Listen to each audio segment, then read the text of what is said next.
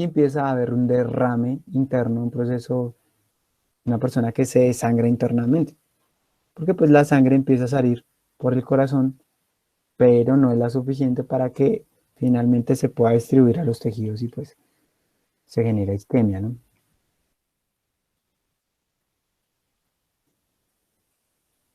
¿Está ahí claros? ¿Preguntas hasta el momento?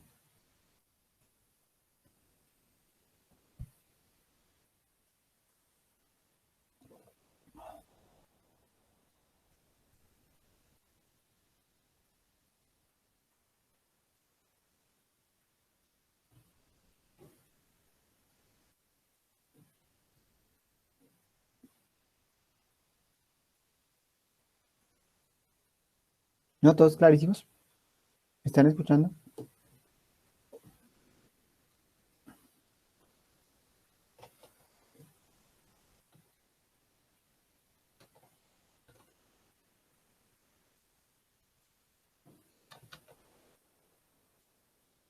¿No están ahí? Sí, profe, señor. Sí, profe. No. Bueno, hasta ahí va la cuestión. Hoy vamos a hablar entonces de algo que se llama el ciclo cardíaco. Pónganle mucho cuidado, pónganle mucha atención porque esto pues tiene sus sub y bajas. Esto es importante tenerlo muy, muy claro. Ok, o sea que el resto de la clase me voy a dedicar a explicar esto. Déjame ver, yo también voy revisando aquí.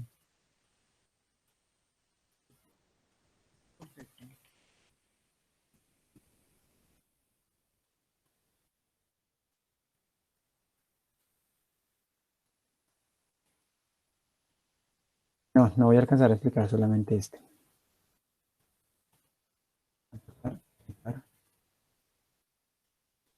Esto e ir un poquito más adelante si queremos terminar esta semana.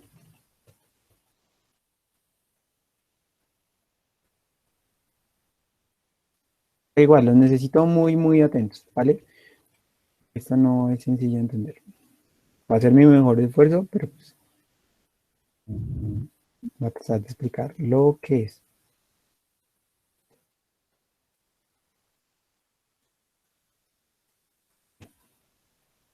Hace un tiempo, un cardiólogo español que se llama Francisco Torres Guasp, le llaman el loco Guasp, un tipo muy inteligente, con unas ideas muy locas. El señor resulta que cogió el corazón y hizo una sopa de corazón y lo abrió y se dio cuenta que había una cinta cardíaca, o sea que el corazón es una cantidad de músculo que se envuelve como si fuera una sola banda. Muy interesante eso. Es un loco. Ahora, el tipo también empezó a trabajar sobre el ciclo cardíaco y empezó a ver que ese corazón tenía dos fases principales que ustedes ya las conocen. Fase de sístole y fase de diástole.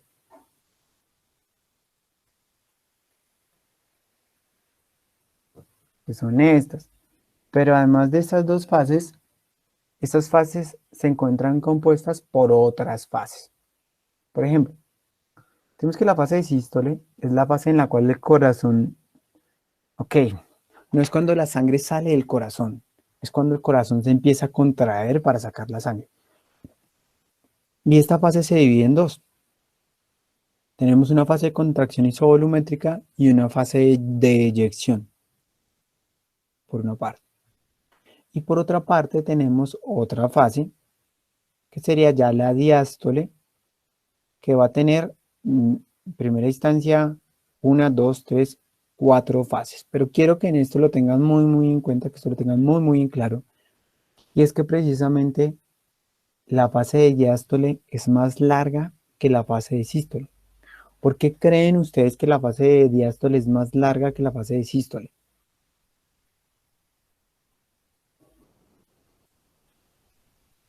Porque como que está reuniendo la sangre y después la expulsa o algo así, profe. ¿Se acuerdan que yo les O decía sea, como que, un tiempo de recarga. sí, más o menos? Resulta que, ¿se acuerdan que yo les decía que cuando los músculos se contraen, las arterias se ocluyen? Pues en el corazón esto es más notorio todavía. Entonces el corazón va a tener el único momento en el que el corazón puede recibir sangre y alimentarse es en diástole. Diferente a lo que pasa en los tejidos periféricos, que cuando pasa la mayor presión es cuando los tejidos se alimentan. Sí, en la sístole. Pero el corazón cuando se está contrayendo, cuando está en su sístole, está ocluyendo las arterias. Entonces ahí es cuando el corazón no recibe sangre. Entonces es en la diástole cuando finalmente él se relaja y permite que esos vasos sanguíneos nuevamente pues, se amplíen y puede recibir en este caso el alimento. Eso es lo importante en este caso de la diástole. Cuando ustedes miran, por ejemplo, una de las adaptaciones al ejercicio es que la persona tiene menos frecuencia cardíaca. ¿Y cómo lo hace? Pues aumenta el tiempo en diástole. O sea que tiene más tiempo en el cual su corazón se está alimentando. Hay varias particularidades que vamos a ver que son supremamente bonitas, supremamente interesantes al respecto. Pero fundamentalmente la razón es esa. O sea, como decía su compañero, el corazón necesita recargarse. ¿Por qué se recarga? Pues claro, ¿se recarga de qué? De sangre. ¿Por qué se recarga de sangre? Pues porque es en la diástole cuando el corazón se relaja y permite que los vasos sanguíneos entonces, pues, tengan su flujo normalito. ¿Ok? Es esa la razón por qué la diástole es más larga. Pero ustedes miren que precisamente durante el esfuerzo físico, la frecuencia cardíaca se empieza a disminuir. Eso quiere decir que cada vez tengo menos tiempo de diástole. Si a eso yo le sumo, entonces, que hay menos tiempo, al sumarle que hay menos tiempo en diástole, entonces la frecuencia cardíaca está más pegada, menos tiempo para el corazón de llenarse de sangre. Y además de eso, recuerden que en la medida en que aumenta la frecuencia cardíaca, aumenta el flujo por medio del alveolo, flujo sanguíneo en el pulmón, y por lo tanto el glóbulo rojo se demora menos tiempo en transitar y no se alcanza a saturar completamente de oxígeno y desaturarse completamente de dióxido de carbono. Tenemos dos razones por las cuales fisiológicamente la fatiga se empieza a presentar. Ok, entonces bueno, vale, eso va a ser la diástole. Miremos los puntos por punto. Tenemos un gráfico de presión, tenemos un gráfico de volumen. ¿De qué volumen? Pues del volumen de sangre o volumen ventricular o volumen de sangre en el ventrículo. Tenemos un electrocardiograma y un fonocardiograma. Todos estos hablan de la forma en la que se visualizan, ya sea el mismo evento o diferentes eventos por diferentes medios. ¿Cómo ponerse un lente diferente? Yo puedo tener en ese momento el lente de la presión, puedo tener las gafas de volumen, puedo tener las gafas de electrocardiograma o las gafas de fonocardiograma. Y por medio de las diferentes medios, por medio de las diferentes gafas, veo diferentes eventos. Una de las cuestiones que vamos a ver acá es que hay unos eventos mecánicos, otros eléctricos y otros sonoros. Los eléctricos se miden por medio de electrocardiograma, los mecánicos por relaciones de presión y de volumen, y los sonoros por medio de fonocardiograma. Pero lo que va a suceder es que primero pasa el potencial de acción y luego se notan los eventos mecánicos. O sea, primero el eléctrico y luego lo mecánico. Eso es sencillo porque es que lo que va a hacer el potencial de acción en el corazón es activar las funciones que ese corazón requiere o que para las que está hecho. Es por eso que primero nosotros vamos a notar entonces que se da el potencial de acción y luego vamos a ver cómo se da entonces el cambio mecánico. Bien, vamos poco a poco. Como ya lo estábamos viendo, nosotros tenemos unas válvulas auriculoventriculares que van a dividir entre la aurícula y el ventrículo. Bien. Debo aclarar en este punto que todo lo que se está analizando es en el ventrículo izquierdo, no en el derecho, no en la aurícula, solamente en el ventrículo izquierdo. Es por esto que vamos a ver la relación que hay entre dos válvulas, la válvula auriculoventricular y la válvula aórtica.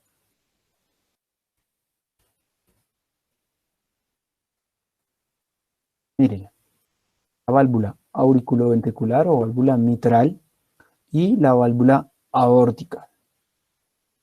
Y eso nos va a hablar de lo que está pasando en el corazón en ese momento.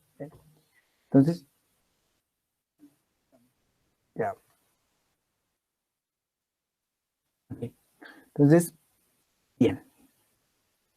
Lo primero que va a suceder dentro de todo este proceso es el cierre de la válvula auriculoventricular. Bien, ¿y por qué se cierra la válvula auriculoventricular? Bueno, eso después lo vamos a ver. Por el momento entienda que se va a cerrar. Ya después explicamos las razones por las cuales se cierra. Vale, pero si yo cierro la válvula auriculoventricular, eso quiere decir que ya no me está pasando sangre de la aurícula al ventrículo, está cerrada esa compuerta. Bien, y miren que más adelante yo voy a abrir la válvula aórtica. O sea que si la voy a abrir es porque antes estaba cerrada. Entonces estoy en un momento en el cual el corazón no le entra ni le sale sangre. ¿Ok? Y por lo tanto, el volumen de la sangre es igual. Miren aquí el volumen de la sangre. Miren que encuentro un volumen de sangre que aquí nos aparece de 130, lo que uno utiliza generalmente es como unos 120. Pero bueno, hagámosle caso. Esto es de Guyton, pues creamos la Guyton.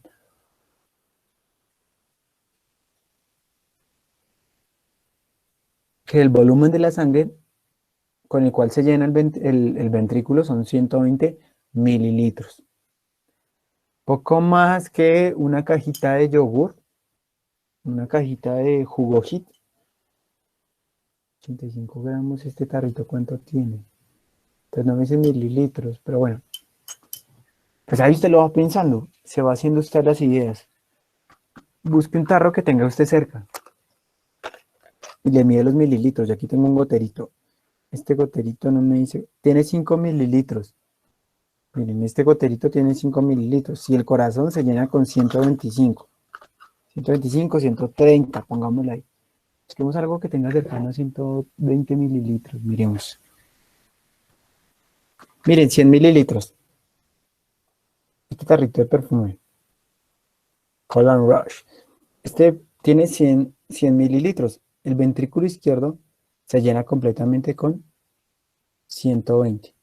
Vamos a buscar uno que esté más cerca para que usted piense más o menos cuánto tiene el corazón de sangre. Voy a buscar uno más grandecito acá. Bueno, este tarro son 300 mililitros. Esto ya es mucho.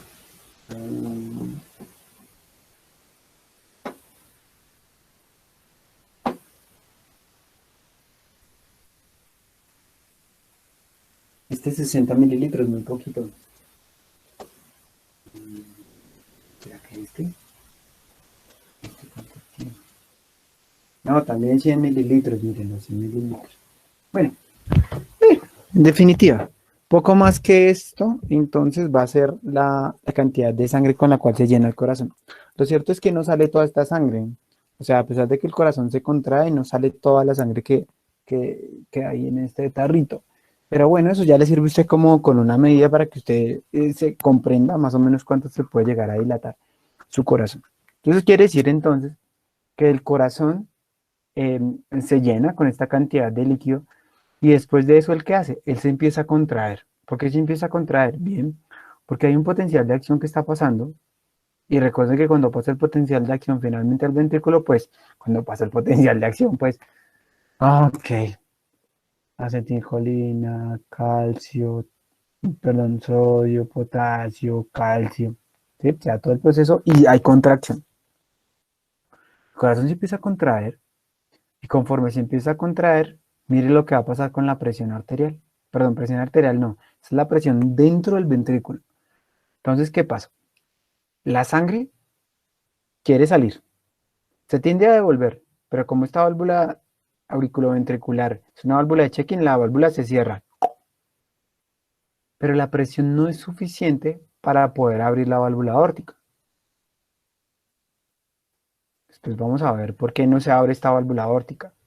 Porque en realidad esta es una válvula de check-in y va en favor del flujo que yo quiero.